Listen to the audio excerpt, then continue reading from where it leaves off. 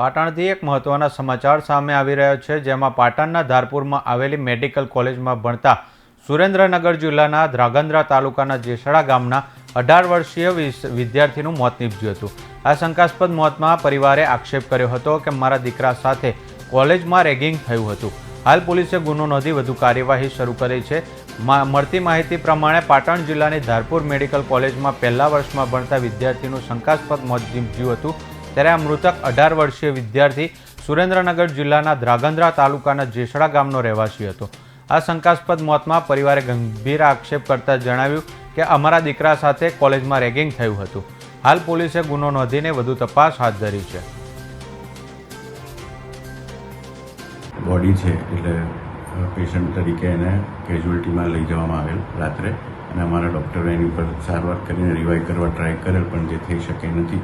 વિદ્યાર્થીઓને પૂછપરછ કરતાં એવું જાણવા મળેલ છે કે સિનિયર વિદ્યાર્થીઓએ તેમને 3 કલાક ઊભા રાખીને ઇન્ટ્રોડક્શન આપવાની વાત કરેલ હતી, અને જે દરમિયાન આ ઘટના બનવા પામેલ છે। જો કમિટી પ્રમાણે અને જે તે સમયે પોલીસને બી ઇન્ફોર્મ કરીને એના એક્સિડેન્ટલ ડેથની વાત કરવામાં આવે છે, એના પેરેન્ટ્સને પણ ઇન્ફોર્મ કરવામાં આવેલ છે, બોલાવીને એમને સાંત્વના આપીને પોસ્ટમોર્ટમ માટે પણ વાત કરેલ છે।